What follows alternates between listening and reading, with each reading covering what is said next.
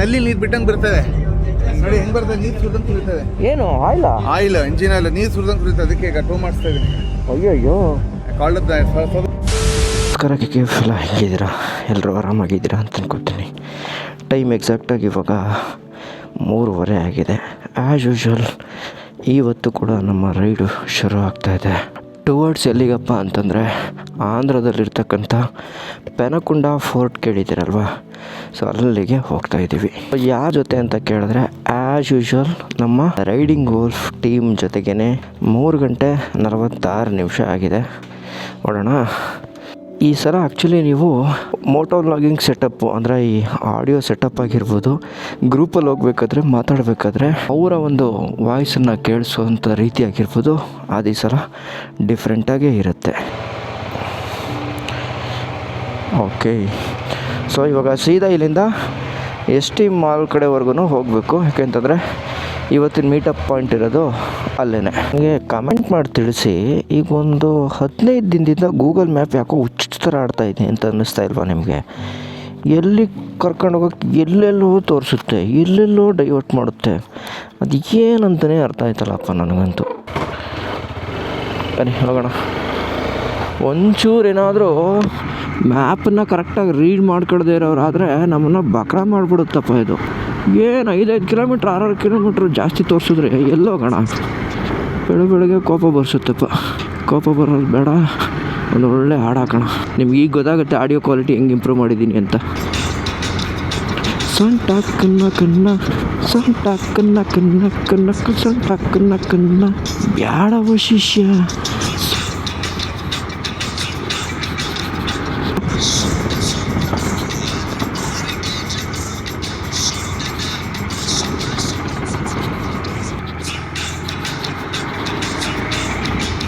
ನೋಡಿದ್ರಾ, ಅಬ್ಸರ್ವ್ ಮಾಡಿದ್ರಾ?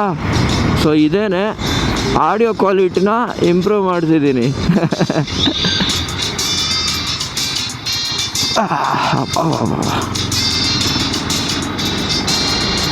ಮಚ್ಚ ಕಾಳಾಕೋದು ಹೆಂಗಂತ ಹೇಳ್ಕೊಡು, ಮಚ್ಚ ಡವ್ ಹೊಡಿಯೋದು ಹೆಂಗಂತ ಹೇಳ್ಕೊಡು. ನನಗೆ ಮಾತ್ರ ಲಿಟ್ರಲಿ ಈ ಥರ ಬೆಳಗ್ಗೆ ರೈಡ್ ಮಾಡಬೇಕಾದ್ರೆ ಒಳ್ಳೆ ಸಾಂಗ್ಸ್ ಹಾಕ್ಬಿಟ್ರೆ ನನಗಷ್ಟು ಆಗಂಥ ಖುಷಿ ಇದೆಯಲ್ಲ, ಅದು ಏನೇ ಆಗಲಿ. ಈ ನಮ್ಮ ಆ ಟೈಮನ್ನು ಹಾಡುಗಳಿತ್ತು ಗೊತ್ತಾ, ಅಂದರೆ ನಾವು ಚಿಕ್ಕವರಾಗಿದ್ದಾಗ ರಮೇಶ್ ಸರ್ದಾಗಿರ್ಬೋದು ಎಲ್ಲ ಎಂತೆಂಥ ಹಾಡುಗಳಲ್ಲ.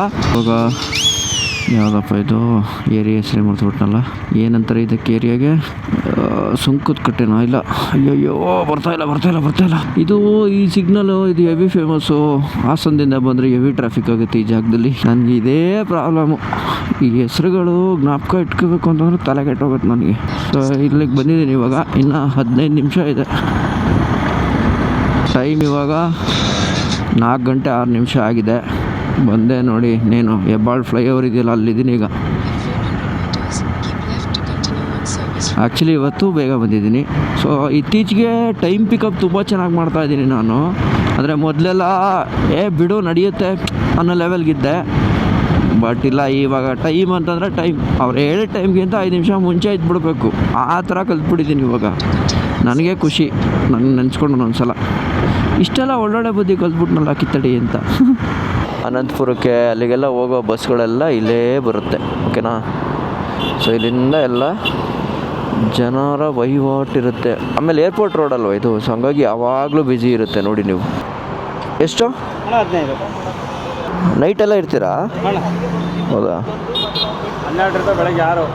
12ರಿಂದ 6? ಓಕೆ, ಆಗಿದೆ.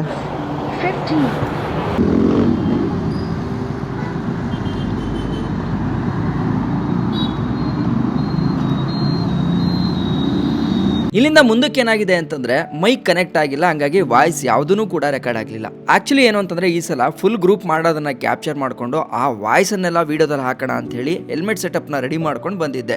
ದುರಾದೃಷ್ಟನೇ ಏನೋ ಗೊತ್ತಿಲ್ಲ, ಇವತ್ತೇ ರೆಕಾರ್ಡ್ ಆಗಲಿಲ್ಲ, ಹಂಗಾಗಿ ವಾಯ್ಸ್ ಓವರ್ ಕೊಡ್ತಾ ಇದ್ದೀನಿ. ಬೆಳಗ್ಗೆ 4:00ಗೆ ಮೀಟಪ್ ಇತ್ತು, ನಾನು 4:10ಕ್ಕೆ ರೀಚ್ ಆಗಿದ್ದೆ. ಗ್ಯಾಪ್ ಅಲ್ಲೇ ಟೀ ಕುಡಿದು ಮುಗಿಸೋಷ್ಟರಲ್ಲಿ ಎಲ್ಲರೂ ಕೂಡ ಬಂದ್ರು. ಜೊತೆಗೆ ಎಲ್ಲರೂ ಸೇರ್ಕೊಂಡು ಸಣ್ಣದಾಗಿ ಡಿಸ್ಕಷನ್ ಮಾಡ್ಕೊಂಡು ಅಲ್ಲಿಂದ ರೈಡ್ ಅನ್ನ ಶುರು ಮಾಡಿದ್ವಿ. ಇವತ್ತು ನಾವು ಹೋಗ್ತಾ ಇರೋ ಜಾಗದ ಹೆಸರು ಪೆನಕೊಂಡ ಫೋರ್ಟ್ ಅಂತ. ಇದು ಕರ್ನಾಟಕ ಮತ್ತೆ ಆಂಧ್ರ ಪ್ರದೇಶದ ಗಡಿ ಭಾಗದಲ್ಲಿ ಸಿಗ್ತಕ್ಕಂಥ ಒಂದು ಜಾಗ ಆಗಿದೆ. ಬೆಂಗಳೂರಿಂದ ಆಲ್ಮೋಸ್ಟ್ ಒಂದು 150 ಕಿಲೋಮೀಟರ್ ಜರ್ನಿ ಮಾಡ್ತಾ ಹೆಬ್ಬಾಳ, ಚಿಕ್ಕಜಾಳ, ದೇವನಹಳ್ಳಿ, ಬಾಗೇಪಲ್ಲಿ ರೂಟ್ ಮುಖಾಂತರ ಹೋದ್ರೆ ಆಂಧ್ರ ಬಾರ್ಡರ್ ಟಚ್ ಆಗುತ್ತೆ. ಅದಾದ್ಮೇಲೆ ಒಂದು 10 ನಿಮಿಷ 15 ನಿಮಿಷಕ್ಕೆ ಈ ಹೈವೇ ಹತ್ರನೇ ಒಂದು ದೊಡ್ಡ ಕಮಾನ್ ಗೇಟ್ ಸಿಗುತ್ತೆ. ಅಲ್ಲೇ ದೊಡ್ಡದಾಗಿ ಬರ್ದಿರುತ್ತೆ ಪೆನಕೊಂಡ ಫೋರ್ಟ್ಗೆ ದಾರಿ ಅಂತ. ನನಗೆ ಹೆವಿ ನಿದ್ದೆ ಬಂದ್ಬಿಡ್ತು. ಯಾರಿಗೆ? ನನಗೆ ಇಲ್ಲಿ ಒಂದು 5 ಕಿಲೋಮೀಟರ್ ಅಲ್ಲಿ. ಹೌದಾ? ಹಿಂಗೆ ಅನ್ಕೊಂಡು ನೋಡ್ಸ್ಕೊಂಡಿದ್ದೀವಿ. ಕಾಲ್ಗೇನೋ ಅಲ್ಲಿ ಬಿಟ್ಟಿದ್ದು ನಾನು. ಹೌದಾ? ಇವರೆಲ್ಲ ಆಲ್ರೆಡಿ ಸರ್ಮನ್. ನಾನು ಎಷ್ಟು 4:10ಕ್ಕೆ ಬಂದ್ಬಿಟ್ಟು ಸ್ಟಾಪಲ್ಲಿ ನಿಂತಿದ್ದೆ ಲೊಕೇಶನಲ್ಲಿ 4:10ಕ್ಕೆ. ಇಲ್ಲಿಂದ ಒಂದು ಸುಮಾರು 5 ಕಿಲೋಮೀಟರ್ ಹೋಯ್ತು ಅಂತಂದ್ರೆ ಈ ಪೆನಕೊಂಡ ಕೋಟೆಗಿರೋ ದಾರಿ ಸಿಗುತ್ತೆ. ಇಲ್ಲಿ ಫೇಮಸ್ ಏನು ಅಂತಂದ್ರೆ ಈ ರೋಡೇನೆ. ಬೈಕರ್ಸ್ಗಳಿಗೆ ಒಂಥರ ಫೇವ್ರೆಟ್ ಸ್ಪಾಟ್ ಅಂತಾನೂ ಕೂಡ ಹೇಳ್ಬೋದು. ಯಾಕೆ ಅಂತಂದ್ರೆ ಒಂದು ಡ್ರೋನ್ ಶಾಟ್ ಹಾಕ್ತೀನಿ ನೋಡಿ.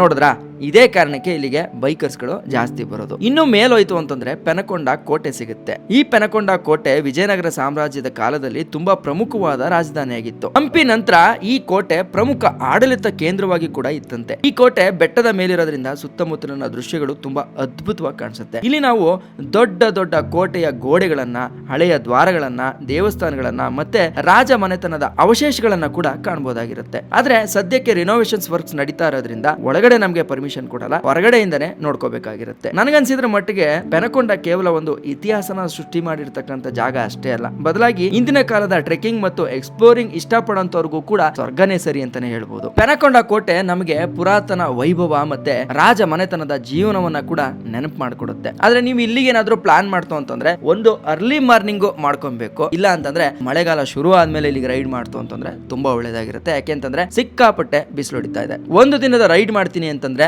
ಬೆಂಗಳೂರಿಂದ ಹೊರಡೋರ್ಗೆ ಅದ್ಭುತವಾದ ಲೊಕೇಶನ್ ಅಂತ ಹೇಳ್ತೀನಿ. ಓಕೆ, ನೋಡಿದ್ರಲ್ಲ, ಇದು ಪೆನಕೊಂಡ ಬಂದಿದ್ದಂಥ ಜಾಗದ್ದು ವ್ಯೂ ಮತ್ತು ಇನ್ಫಾರ್ಮೇಷನ್ಸು ಎಲ್ಲ ಫುಲ್ಲು ರಿನೋವೇಷನ್ಸ್ ಮಾಡ್ತಾ ಇದ್ದಾರೆ. ಸೊ ಇಸ್ಕಾನ್ ಸಂಸ್ಥೆಯವರೇನೋ ರಿನೋವೇಷನ್ಗೆ ಕೈ ಹಾಕೊಂಡಿದ್ದಾರಂತೆ. ಸೊ ಎಲ್ಲ ಮಾಡ್ತಾ ಇದ್ದಾರೆ, ಮಾಡಲಿ, ಒಳ್ಳೆಯದು. ಒಳಗಡೆ ಹೋಗೋಕ್ಕೆ ಈಗ ಪರ್ಮಿಷನ್ ಇಲ್ಲ, ಆ ಕೆಲಸ ಮಾಡ್ತಾ ಇರೋದ್ರಿಂದ ಯಾರನ್ನೂ ಬಿಡ್ತಾ ಇಲ್ಲ, ಫುಲ್ ಫೆನ್ಸಿಂಗ್ ಹಾಕ್ಬಿಟ್ಟಿದ್ದಾರೆ. ಸೊ ಹಂಗಾಗಿ ನಾವು ಕೂಡ ಒಳಗಡೆ ಹೋಗೋಕ್ಕಾಗಲಿಲ್ಲ.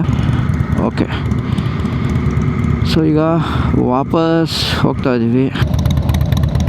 ಬ್ಯೂಟಿಫುಲ್ಲಾಗಿ ಕಾಣಿಸ್ತಾ ಇದೆ ಮೇಲ್ಗಡೆಯಿಂದ ಕೆಳಗಡೆ ಇಳಿಬೇಕಾದ್ರೆ.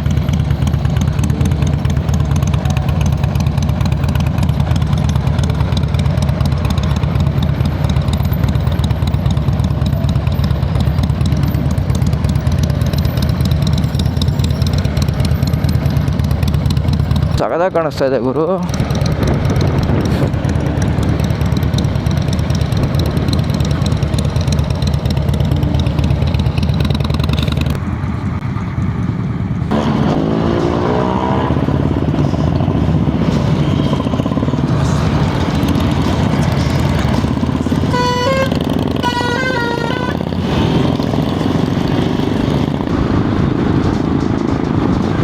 ನೋಡಿ ಹೆಂಗ್ ಬರ್ತದೆ, ನೀರು ಸುರಿದಂಗೆ ಸುರಿತದೆ. ಏನು ಆಯಿಲ್ ಇಂಜಿನ್ ಆಯಿಲ್ ನೀರು ಸುರಿದಂಗೆ ಸುರಿತದೆ. ಅದಕ್ಕೆ ಈಗ ಟೋ ಮಾಡಿಸ್ತಾ ಇದ್ದೀನಿ. ಅಯ್ಯೋ ಕಾಲ್ಡ್ ಸರ್ವಿಸ್ ಗಾಡಿ. ಇದು ಫಸ್ಟ್ ಟೈಮ್ ಈ ತರ ಆಗಿರೋದ? ಹ್ಞೂ, ಫಸ್ಟ್ ಟೈಮ್ ಆಗ್ತದೆ. ನೆನ್ನೆ ಟೈರಿಂದ ಹೊಸ ಟೈರ್ ಹಾಕ್ಸಿ ಸರ್ವಿಸ್ ಮಾಡಿಸಿ ನೆನೆ ತಂದಿದ್ದೆ. Yesterday got it from service. ನೆನೆ ಬೆಳಿಗ್ಗೆ ಇದು ಮತ್ತೆ ವೀರ ಎರಡು ತಂದು ಕೊಟ್ಟ. ಎಲ್ಲಾಯ್ತು ಈ ಥರ? ಅಲ್ಲಿ ಫಸ್ಟ್ ಪಾರ್ಕ್ ಮಾಡೋದಲ್ಲ ಪೆನಕೊಂಡ ಗೇಟ್ ಅಲ್ಲಿ ಬಗ್ಗೆ ನೋಡ್ಕೊಂಡು ಓ, ಅದಕ್ಕೆ ನಿಧಾನಕ್ಕೆ ಬಂದಿದ್ದು ನೀವು. ಅಲ್ಲಿ ಬೀಡಾಗೆ ಬಂದ್ರು ಇಲ್ಲೊಂದ್ ಕಡೆ ಮೊಮೆಂಟ್ ಅಲ್ಲಿ ತುಂಬಾ ಬಗ್ಗೆ ನೋಡಿ. ಇಲ್ಲಿಂದ ನಲ್ಲಿ ನೀರು ಬಿಟ್ಟಂಗೆ ಬರ್ತದೆ ಅಂತ. ರಘು ನಿಮ್ಮ ದಸ್ತಿಯಿಂದ ನಂತೆ ತಿಂಡಿ ತಿಂದಿಲ್ಲ, ಅವ್ರು ಊಟ ಮಾಡಿಲ್ಲ, ಇದ್ರಲ್ಲಿ ಒಳ್ಳೆ ನಿದ್ದೆ ಬಂದ್ಬಿಡತ್ತೆ ಅಂತ ಬೆಳಗ್ಗೆ ಬರಬೇಕು ಅಂತ. ರಘು ಬ್ರೋ, ನಾನು ಆಲ್ರೆಡಿ ಆಡ್ತಾ ಇದ್ದೀನಿ. ಬರುವಾಗ್ಲಾ ಆಯ್ತಾ ಇಲ್ಲ, ನನಗೆ ಎಲ್ಲರೂ ನಿಲ್ಸಿದ್ರೆ ಸಾಕು ಅಂತ. ನಿಲ್ಸಿದ್ರೆ ಸರಿ ಹೋಗುತ್ತೆ, ಮತ್ತೆ ಮೂವ್ ಆದ್ರೆ ಮತ್ತೆ ನಿದ್ದೆ ಬರುತ್ತೆ. 2 ದಿನದಿಂದ ಕಂಟಿನ್ಯೂಸ್ ನಿದ್ದೆ ಇಲ್ಲ.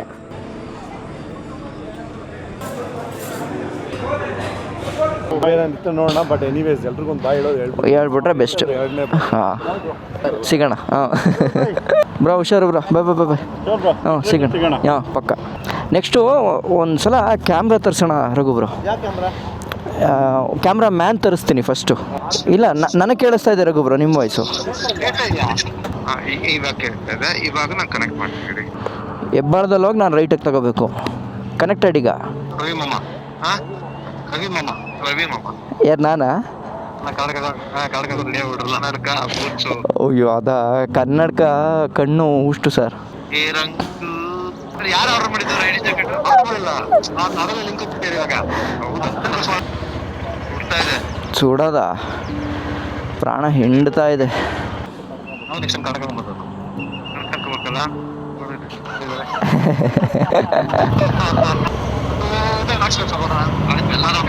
ಎಲ್ಲರೂ ಹಾಕ್ಸ್ಬಿಡೋಣ ಅತ್ಲಾಗೆ.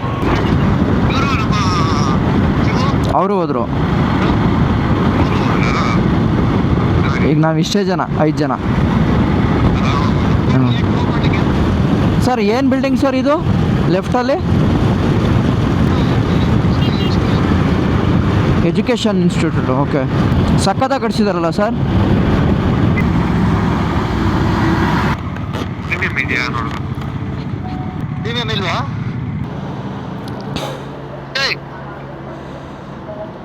ಕನೆಕ್ಟ್ ಆಯ್ತಾ?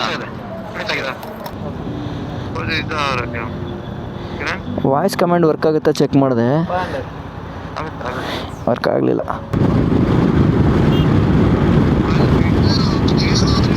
ಗ್ರೇಟ್. ಸರಿ ರಘು ಬ್ರೋ, ಕಟ್ ಮಾಡ್ತೀನಿ.